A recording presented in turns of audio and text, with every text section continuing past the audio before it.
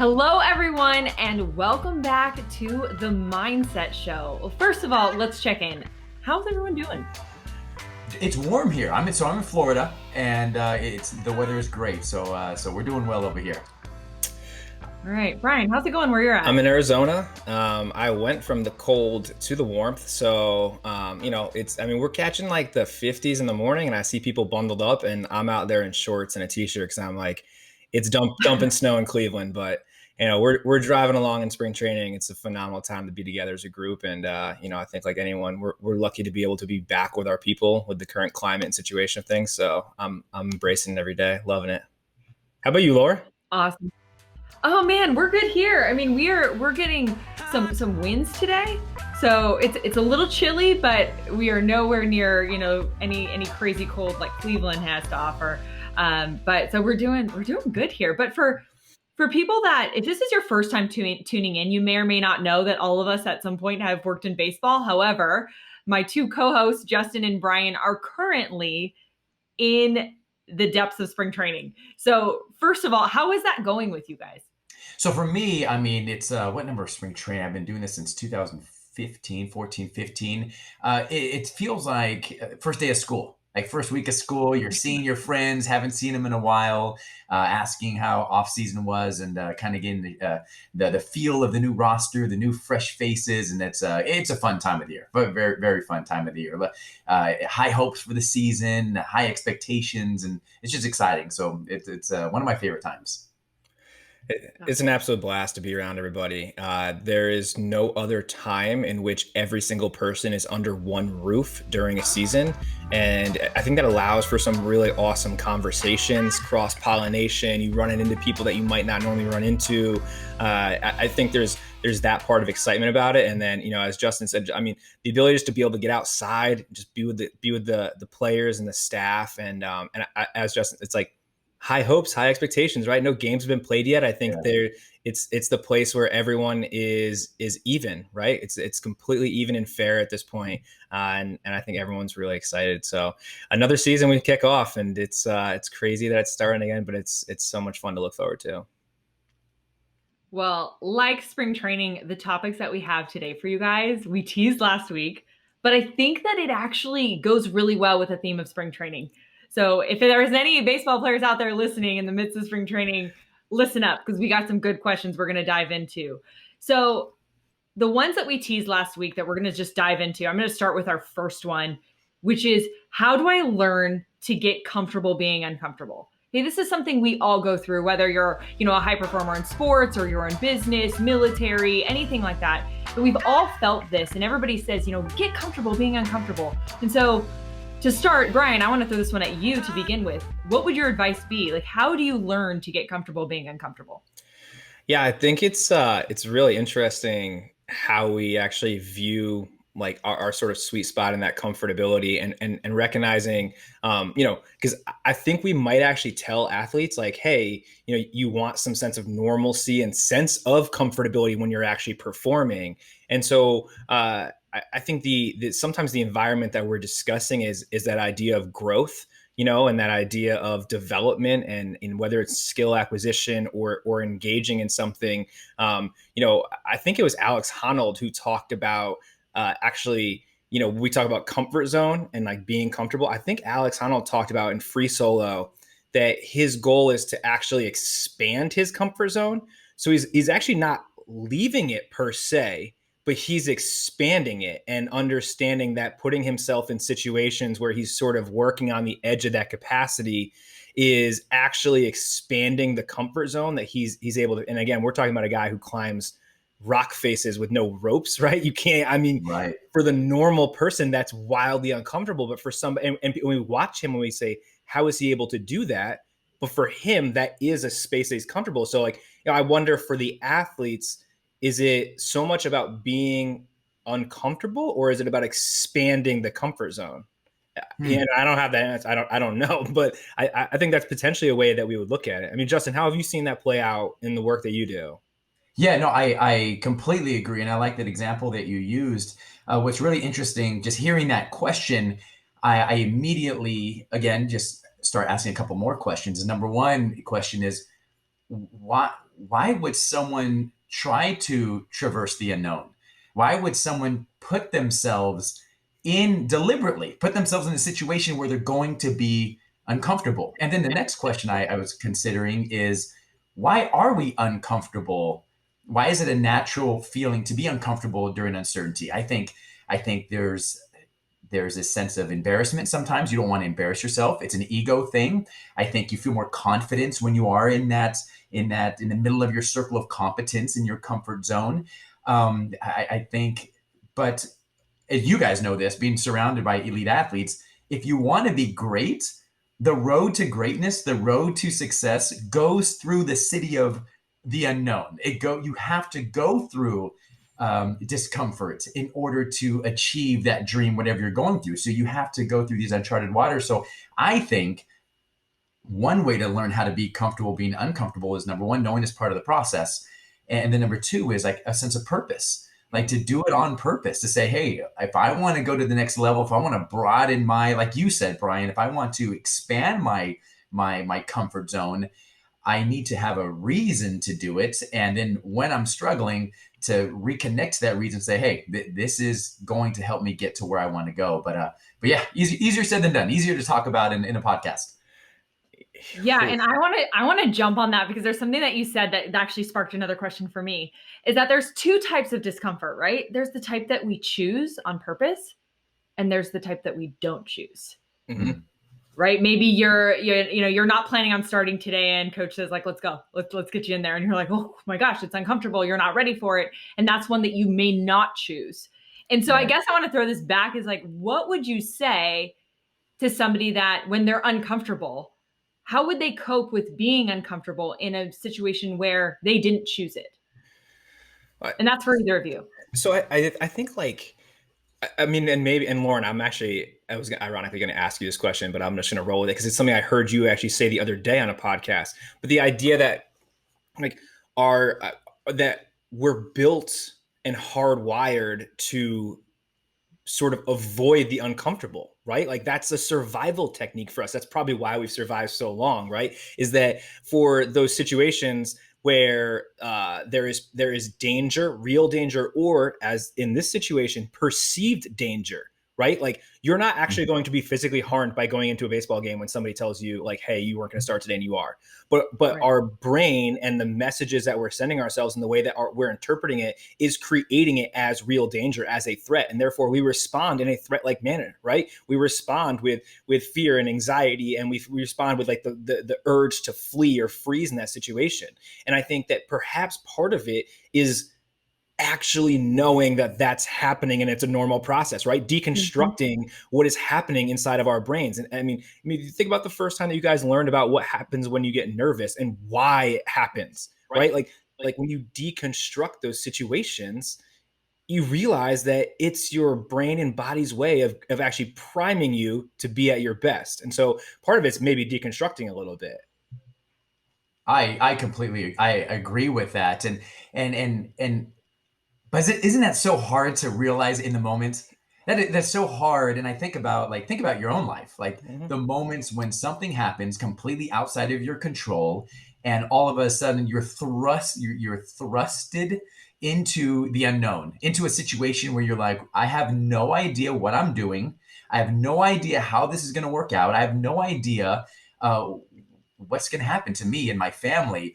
And I think, that's when the panic starts to set in. And I think, to answer your question, Lauren, go along with that, is when you're with somebody, whether it be an athlete or a significant other or working with a leader, whoever it is normalizing the feelings. I think it's okay to be scared. I think it's okay to feel nervous. It's completely normal and natural.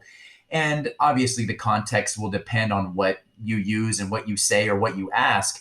But I think a general principle would be, what I like to do is I like to go back and say, okay, is there any kind of scaffold? Do you have a moment in your life where you have experienced, maybe not this necessarily, but a moment in your life where you were you were thrusted? Is it thrust or thrusted? What's the past tense? I don't know what the past tense is. We'll go with whatever it is. But when you were put into a situation, and then to kind of build off that, what did you do back then? How did you cope with it back then? Even if it wasn't good, even if what can we learn from that? And so again, and then kind of navigating as we go. But yeah, that's a hard one. That's a tough question, even in my own life. Yeah, because we've all been there, right? And I like to describe kind of the zone as, Brian, to your point, is the growth zone. It's the area where it's uncomfortable, but something good can come from it. And I think that actually the good that can come from it can also be from how we perceive it in the moment. And so I often, one of the things I like to do is I like to pay attention to how I feel when I am in the growth zone. And typically fear is present. My heart rate is through the roof. My palms are sweating. I'm second guessing myself. And I try to get really detail oriented, which can be a hindrance in performance, right? So that's kind of like my signal that, you're just in the growth zone. And so right there is what I like to do is I like to go back to, okay, Lauren, what can you control right now? And Justin, it brought back this story. Okay, for those of you guys that don't know, back in 2013, I worked at IMG Academy as an intern under Justin. And there was this one day, okay, I'm watching Justin do his thing. And one of the kids in the group was kind of being a nuisance. And so he had to take him out. And therefore, myself and my other co-intern, if you would even call him that, he had a PhD at the time, Steve, right. He goes, okay, Lauren, Steve, you guys take over. Talk about being thrust into discomfort. I had no idea what I was doing. This was some of the first sessions I've ever even seen unfold. I had no idea. And I'm like, what? And I get up there and thank goodness I had Steve next to me who really kind of, took the ropes and the reins. And so I was just taking in as much information as I can. So when Steve said, over to you, Lauren, I had something to say. But I think about that because that same situation, those same feelings occur even when I'm putting myself into discomfort too. And so to me, the feelings are similar. One feels out of control, one feels in control. And so when we're really overwhelmed and we're feeling out of control, what can you control in that moment? And so that's one of the things that kind of gets me back to being within myself. And instead of kind of letting the situation control me, I control me within my situation. So, man, I love this stuff. Some good stuff. So this brings me to my next question for you guys. And Justin, I'll throw this one to you. How can success hold us back, right? We always talk about failures or obstacles or things that are limiting, but on the flip side of that, how can success hold us back? I have a story. Let's hear it. Okay. So once upon a time, India, as many probably know, you learned in history class, was governed by Great Britain. And in Delhi, India, there was one time where there was a tremendous amount of poisonous cobras that were covering the area, and they were doing a lot of harm to the citizens. So what the government decided to do, they said, we are going to eradicate these poisonous cobras, and we are going to give a reward to anyone who turns in a dead cobra. And so people were turning in cobras by the hundreds. The problem was being solved there. The money was being rewarded or awarded, and people were making a living killing cobras. But what ended up happening is, as they took a look at it, the population of these poisonous cobras skyrocketed during this time. What the government did not take into consideration is that the people, in order to get the money, they started to raise these poisonous cobras. And so what happened is it created what we know as the law of unintended consequences, the adverse effects of the law of unintended consequences. And so sometimes we don't consider the second and third order operations or the effects of the effects. So as you're pursuing greatness in fitness or in business or in sports, what can happen is you're pursuing success, and maybe you are successful, but then you look back and you realize as you became incredibly focused, incredibly focused on one task, all of a sudden things that also matter to you start falling by the wayside. Mm-hmm. Relationships start to struggle. Your health starts to struggle. Your finances start to struggle in pursuit of success. And so I think there are a lot of ways, but when you ask that question, the first thing that popped in my mind is the adverse effects of the law of unintended consequences, where you get so locked in on one thing that a couple of other things that are important to you fall by the wayside. It's like having horse blinders on, Justin, and Yeah. horse blinders are really good for a short race, but if you keep them on all the time, you'd imagine that there'd be a lot of things that you miss. Yeah. And I mean, I love that story. Just like you talk about kind of those unintended consequences. I oftentimes wonder too, like what happens when you reach the success, right? Like what happens when you reach your goal? I think a lot of times, the big debacle on like, is goal setting good or not? Like, are smart goals good? Right. I mean, my goodness, we could probably have a whole show on that. But like, when you set a goal, right, or when you set your version of success and then you reach it, like I think about that being a pinnacle of potentially where people are derailed, right? Or, you think about even the idea of like in professional baseball of a player's goal is to get to the big leagues. Should it be to get to the big leagues or should it be to stay in the big leagues? So you think about, I think a lot of times people have plans to get to where they want to go. They don't have a plan when they get there. And that oftentimes derails them from being successful, staying there, thriving and reaching higher like milestones, goals, achievement, whatever it may be. And that a lot of times is sort of the scary part, and again, that's the maybe the rub with goal setting is like what happens when you get there. And so, I'm always interested is like, do you have a plan? Do you have a plan of how you're going to stay in this environment or how you're going to thrive in this environment once you reach that pinnacle? And I think that's really interesting. So yeah, Lauren, I know I've heard you talk about this on like actually some other podcasts too. Would love to hear kind of your interpretation and take on that. Well, I like to frame it like we always talk about, bouncing back from failure, bouncing back from obstacles, but how do we bounce back from success? And, a good, this story time, this reminds me of Polaroid. Okay, Polaroid set out to become, number one in their industry, and they quite literally invented instant photography with their chemical formula. And not only did they invent instant photography, but then they spent the next several years pretending like digital photography wasn't a thing. And so what they end up doing is now they are a niche market, with a half of the clients. And that is what happens, when you climb to the top and you stay there. They got to the top and they just chilled. The point is not to finish the climb, but to master the one in front of you. All the while knowing that when you get to the top, it's going to reveal several more mountains ahead. We don't, it doesn't get easier. You just continue to get better and you evolve. And so when we don't evolve, when we think we know it all, when we think that we have all the answers, we're sending ourselves back.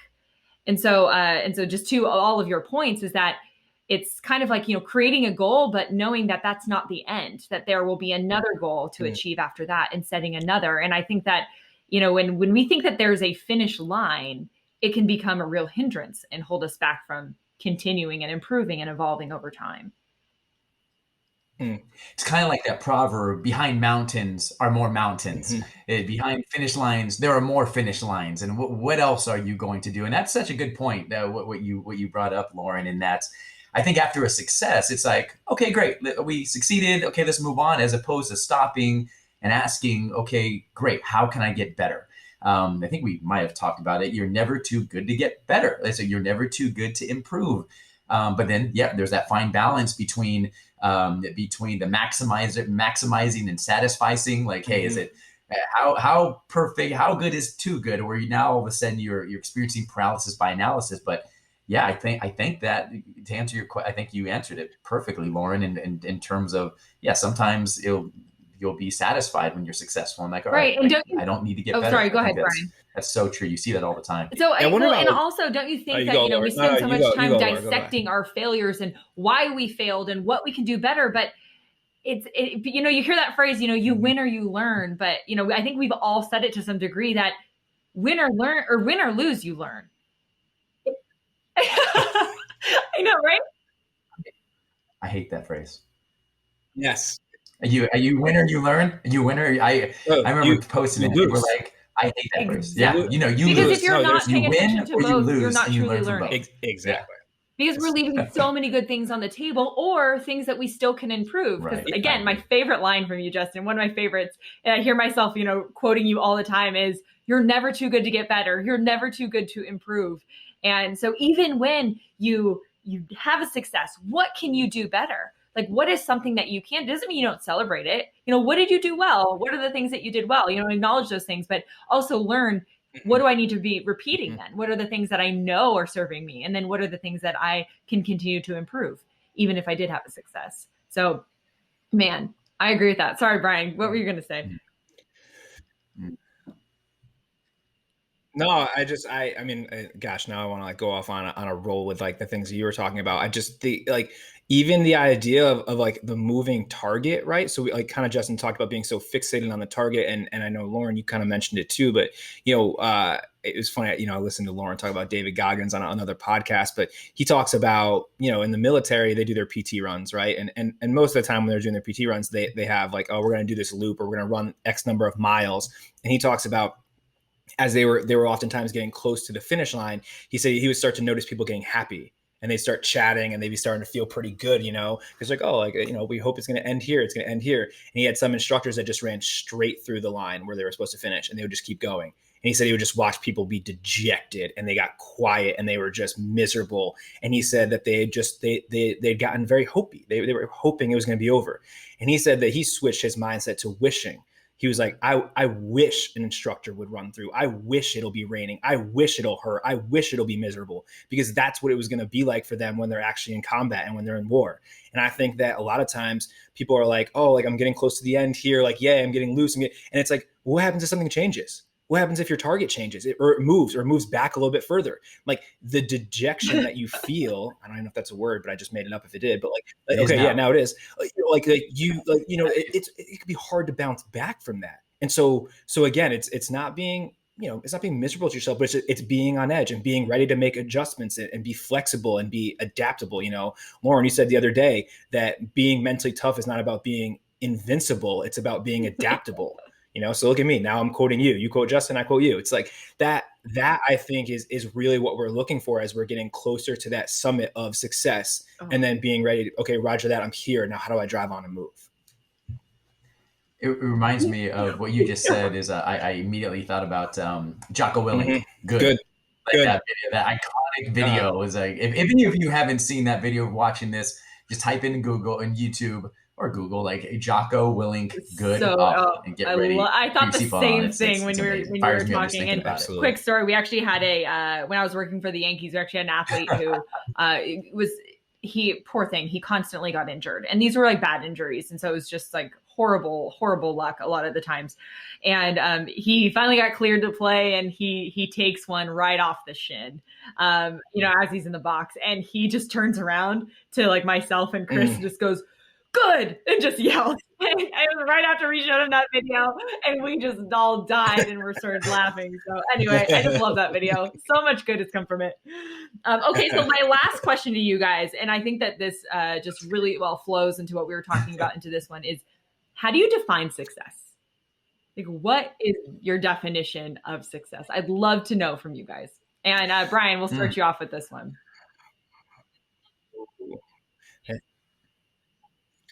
Man, we just talked about summits, right? And like peaks. I have genuinely thought about this, because I think, like, heck, we work in Major League Baseball. It's pretty cool, and it's like, is that successful or is that not? So for me, when I think about the idea of what is success, I think success is giving. I think success is giving back to the field of mental performance. I think success is giving to our players and our coaching staff. I think success is giving to my wife and to my daughter. I think success is giving to my colleagues and my friends. I think success is really understand that giving is not so good for a 100-yard dash, but it's really good for a marathon. I mean, that's what Adam Grant said in Give and Take. And I think our life is a marathon, and therefore I want the success of my life to be based on how much I have given to other people versus how much I have taken, received, matched, whatever. I think that the definition of success is giving. And so that's really meaningful to me. And so I'm like super stoked we asked that question, because, it's a loaded one and a hard one, but it's definitely one that I've thought about a lot. So yeah. What's cool, if anyone who knows Brian the man lives that. Like that is you. It doesn't even surprise me that that's your definition of success, because anyone who knows you, that's awesome. Thanks. That's awesome. This is one of those questions that I don't know if you guys have ever been asked, like, what's your definition of mental Oh yeah. toughness? And you're like, you've said it a million times, but you're like, if you ask me that next week or the week after, it's going to be different. It changes, it evolves. I feel that with this question. What is my definition of success? If you would have asked me like 10 years ago or 5 years ago versus next month, I feel it ebbs and flows.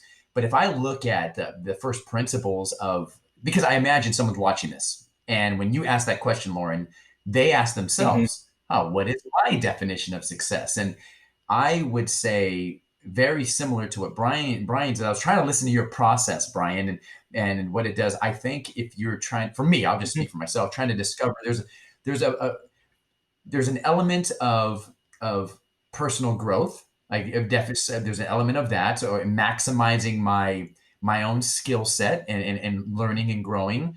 There's an element of giving, like you said, Brian, to others, and just give, just give and help other people out a lot. There's an element of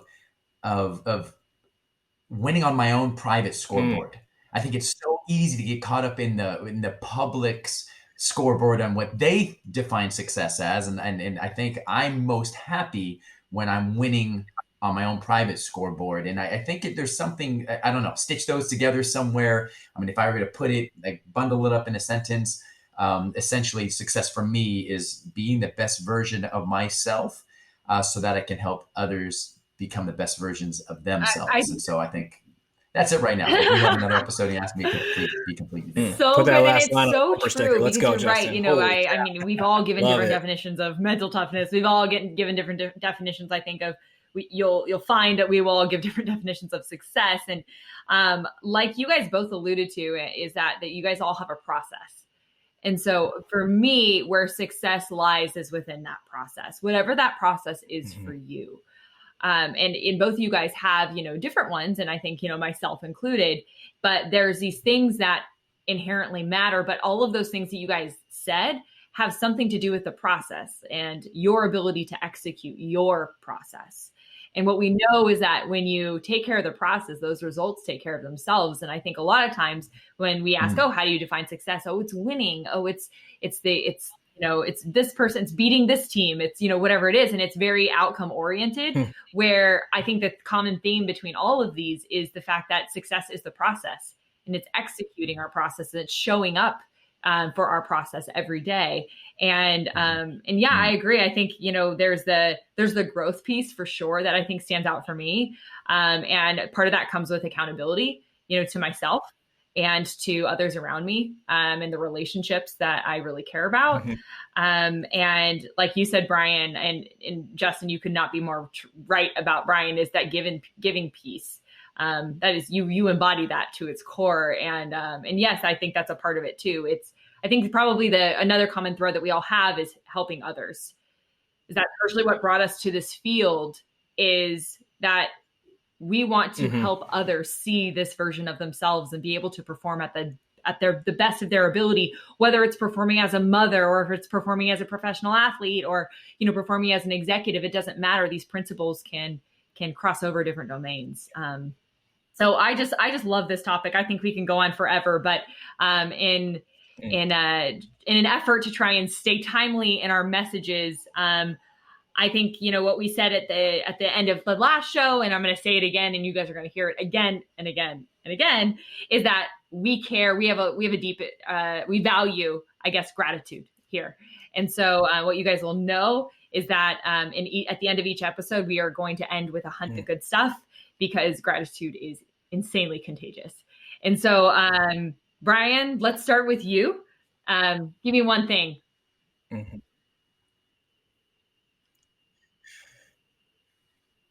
Sure thing. I'm out at spring training. I live in a house with 3 other individuals working for our organization. I have been cooking up a storm, and I'm feeling really really good about what I've been cooking. It's been delicious. I've been eating healthy. To my wife out there, I've been eating my veggies, but I have been chefing it up. We got a grill out here, and I'm feeling pretty confident about it now. Might get knocked down a couple notches, but it's just been a blast to be able to cook for your friends and kind of sharing that experience and joy of food. So I've been digging it. It's really, really happy and good for me.